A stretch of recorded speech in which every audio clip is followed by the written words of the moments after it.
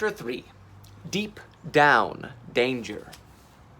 "Wow," said Gypsy, as the shuttle sailed into the sight of Sea Station 1.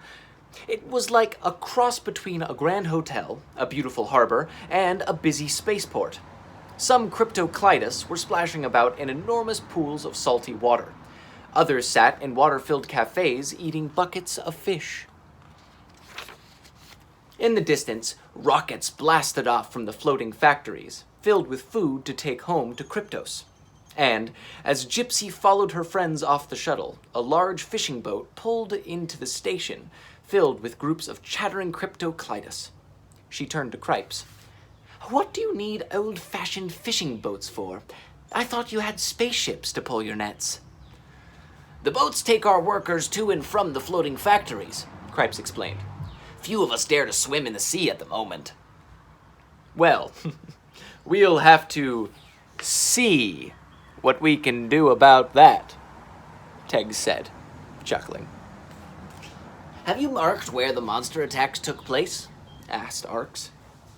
Cripes took out a map of Aqua Minor from his raincoat, and Gypsy helped him unfold it.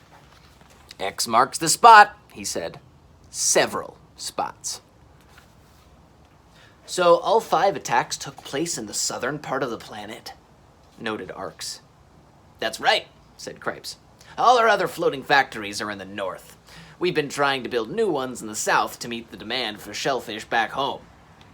"But every single one has been destroyed," growled Iggy. "It looks like someone, or something, is fed up with you fishing here," said Gypsy. "And it's our job to find out who," said Teggs, bravely. "Once we've had a quick snack." "Of course." Cripes led them to the nearest cafe and slapped his flippers together. A waiter paddled straight over with a massive plate of sticky, slimy seaweed. Teggs took a cautious nibble. It tasted like wet, salty dishcloths. "Delicious," gasped Teggs weakly. "But, well, perhaps I should skip the snack. I should start searching the sea." "I'll come with you," said Gypsy. Well, you know it's risky," Cripes warned them. "Of course," Teggs beamed. "But if we're to help you, we need to find out more." "I wish I could let you guys take a sub," said Cripes. "But we don't have any left. We tried looking for the monster in them, but the subs are so noisy, I guess the monster heard us coming a mile away. It chewed them all up." Gypsy looked worried. "Oh, well, did the pilots get out?"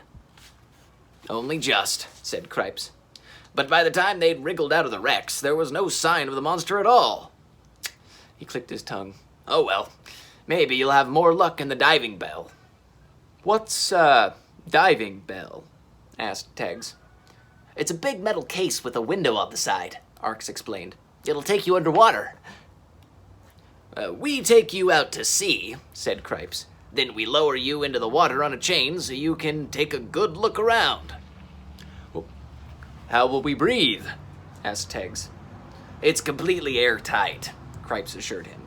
"But there's also deep sea diving gear on board in case of emergencies." "But there's also deep-sea diving gear on board in case of emergencies."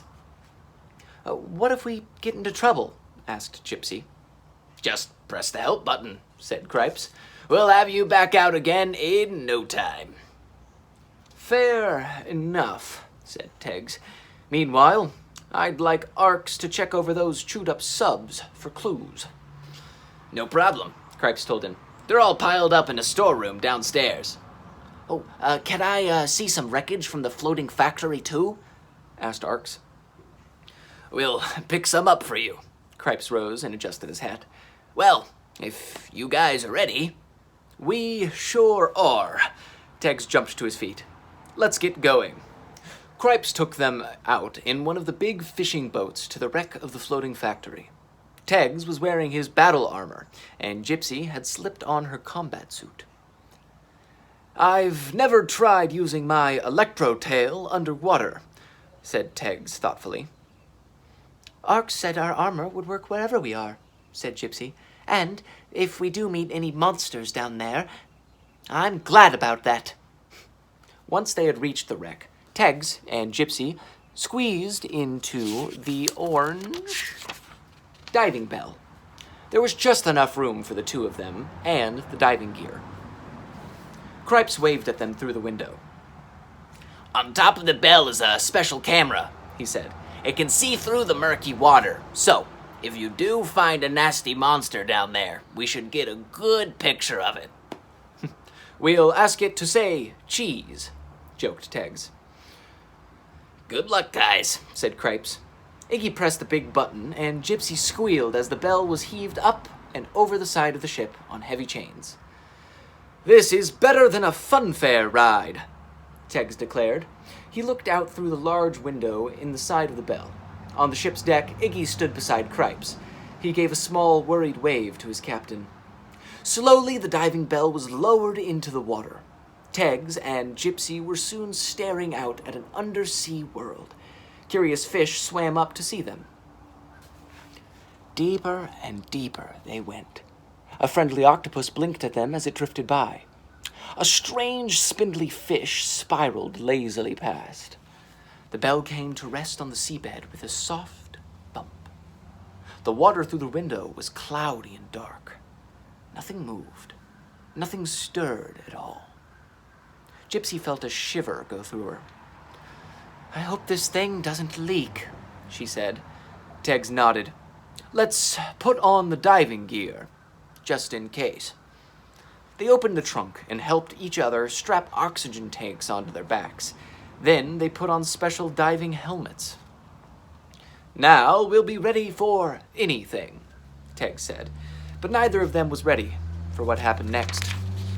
Wham! The diving bell shook with an enormous blow. What was that?" gasped Gypsy. "I don't know," said Tegs. He peered out the window and wished he hadn't.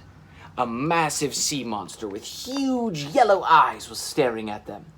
Its skin was a deep, blotchy blue and white. Its head was the size of a sofa, and the top of it was wrapped in a tattered bandage.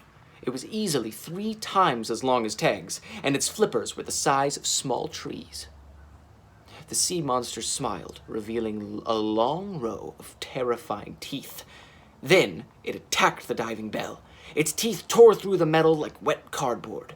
Seawater flooded in through this gaping hole in the wall. "Hit the help button, Gypsy!" cried Tegs. "It's coming to get us!"